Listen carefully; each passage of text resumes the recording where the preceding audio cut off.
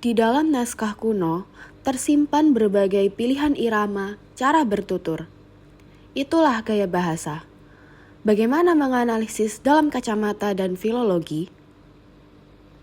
Ilmu filologi sama ilmu stilistika ya. Stilistika itu kan cabang ilmu linguistik. Mungkin berhubungan karena itu sebagai ilmu pendamping. Yang pertama ilmu ilmu filologi itu merupakan ilmu dasar untuk mengkaji sebuah naskah kan, sebuah naskah klasik gitu.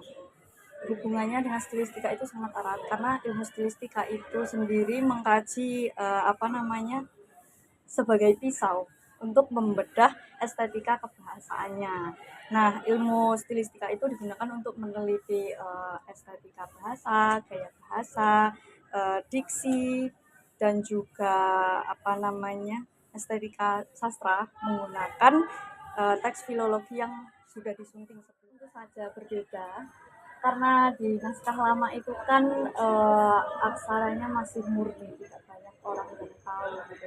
Jadi diperlukan penyuntingan teks itu sendiri untuk mengetahui dan juga memahami cara bacanya gitu. Nah, perbedaan utamanya itu terletak di tingkat konvensi dan juga tujuan penciptaan karyanya. Kalau misalnya nih, kalau di naskah klasik itu kan terikat dengan bahasa yang baku dan juga rimanya di akhiran itu a gitu kan. Contohnya kayak kalau naskah klasik itu kan mungkin rata-rata syair, bentuk syair gitu. Terus jumlah baris juga, suku kata itu kayak terikat dengan bahasa baku. Kalau misalkan puisi modern itu lebih mengedepankan pendekatan struktural dan juga gaya bahasanya tuh bebas gitu, tidak terikat oleh bahasa baku. Gitu. Setauku kalau secara ilmu filologi sendiri itu biasanya ada pemahaman yang pertama tahapannya tuh ada persiapan dan juga pemahaman teks atas teksnya itu ditulis dengan aksara apa, bahasa apa, gitu kan perlu dilakukan pemahaman sebelum penyuntingan gitu agar nantinya mudah dibaca. Lalu juga di inventarisasi kosakata. Tentunya kalau di naskah lama itu kan banyak kan tergantung bahasanya ya. Kita juga nggak banyak misalnya di bahasa Jawa aksaranya tuh bahasanya menggunakan bahasa Jawa kuno. Itu kan kita pasti tidak mengetahui secara menyeluruh kosakata itu apa aja karena sangat asing gitu ya. Terus yang kedua itu ada analisis kebahasaannya seperti fonologinya, morfologi, semantik, sintaksis, gitu, struktur bahasanya, ada makna-makna bahasanya itu seperti apa karena kosakatanya kan kosakata baru di uh, otak kita, kosakata baru. Terus yang ketiga itu ada analisis piranti sastra itu untuk mengidentifikasi majas, metafora dan lain-lain yang menghubungkan dengan tipografi atau analisis tata letaknya. Terus untuk menciptakan citraan imajinatif, maksudnya itu kayak ketika pembaca membaca sebuah teks ini tuh bisa langsung terbayang gitu. Jadi melalui proses sintaksis, morfologis dan lain sebagainya. Terus yang terakhir itu ada interpretasi. Biasanya permasalahan yang sering terjadi itu yang pertama dari kondisi naskahnya. Kalau misalnya naskahnya itu sudah rusak atau koyak atau robek, itu ada beberapa bagian tulisan atau aksara yang tentunya memudar gitu kan. Jadi itu berpengaruh pada penyuntingan teks, entah dia kesulitan untuk membaca atau meneliti huruf aksaranya, jadi maknanya nanti berbeda, terjemahnya nanti berbeda. Karena ilmu ini tuh bisa untuk merekonstruksi dan memahami makna budaya di masa lampau. Kalau dikaitkan dengan kajian filologi, gitu kan. Uh, Kalau kritik teks itu kan digunakan untuk memulihkan kondisi suatu pembacaan, suatu kondisi teks naskah itu yang ada di ini kan biar bisa dibaca dengan mudah. Terus kalau stilistika ini menjadi ilmu bantu atau ilmu pendamping untuk mengkaji metaforanya, terus estetika bahasanya dan struktur sastra pada zamannya yang ada.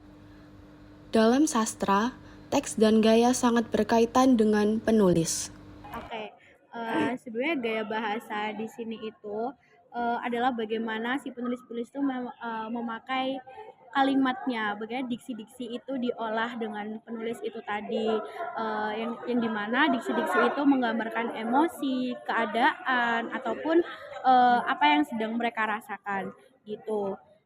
Terus kalau mengapa gaya-gaya bahasa setiap penulis itu berbeda, karena penulis itu memiliki latar belakang yang berbeda, entah itu perbedaan budaya atau perbedaan asal mereka, itu juga bisa mempengaruhi gaya bahasa.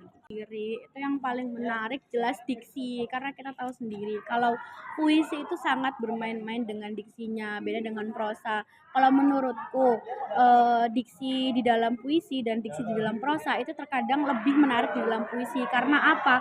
Puisi itu kan pendek ya, nggak sepanjang prosa. Kalau prosa itu kan kita melihat alurnya, tokohnya itu jelas. Sedangkan di puisi, tokoh dan alur itu sering dijelaskan dengan diksi yang berbeda gitu. Misal kalau di dalam prosa diksi itu aku itu mengarah ke dalam tokoh gitu, tapi di dalam puisi itu aku tuh tidak melulu tentang tokoh gitu, dan biasanya tokoh pun tidak diartikan dengan aku gitu. Jadi diksi di dalam puisi itu bener-bener kayak apa ya gitu, jadi nggak langsung ke aslinya atau ke artinya, tapi beda-beda gitu. Oke, biasanya gaya bahasa itu kan beragam-ragam. Ada yang dimana gaya bahasa itu cukup sulit untuk dimengerti dan terkadang ada yang mudah dimengerti. Jadi ada beberapa bagaimana cara kita memandang itu, kita bisa lihat dari keseluruhan karyanya. Misal ada yang kadang memakai gaya bahasa mudah, contohnya kayak diksi-diksi yang memang sering kita lihat atau kita temukan sehari-hari, kita dengar gitu. Tapi ada juga diksi yang dimana itu kadang kita nggak paham ini diksi apa ya, atau kalian pasti sering dengar kalimat-kalimat baru di dalam suatu karya sastra gitu, terutama di puisi itu pasti diksi itu sangat-sangat baru, karena aku sendiri kadang puisi itu juga agak bingung buat menginterpretasikan artinya ini apa sih gitu. Jadi kadang itu gaya bahasa itu juga mempengaruhi bagaimana cara penyampaian si karya itu sendiri, dan lebih lebih sering penulis itu mempermainkan makna puisi itu dari gaya bahasa mereka.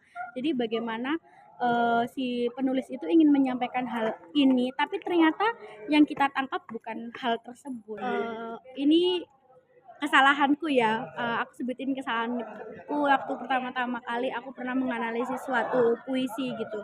Jadi dulu itu aku sering banget baca puisi, terus aku langsung ngaitin puisi ini dengan cerita kehidupan asli gitu. Jadi langsung kontekstual gitu, tanpa kita memahami strukturalnya dulu. Jadi itu sering banget dilakukan oleh mahasiswa. Jadi banyak sekali mahasiswa yang sangat-sangat mudah untuk menginterpretasikan suatu karya dengan artinya A, padahal itu enggak boleh kayak gitu. Jadi apa-apa itu harus menuju ke teks. Jadi kontekstual suatu karya itu sering disalahpahamkan gitu.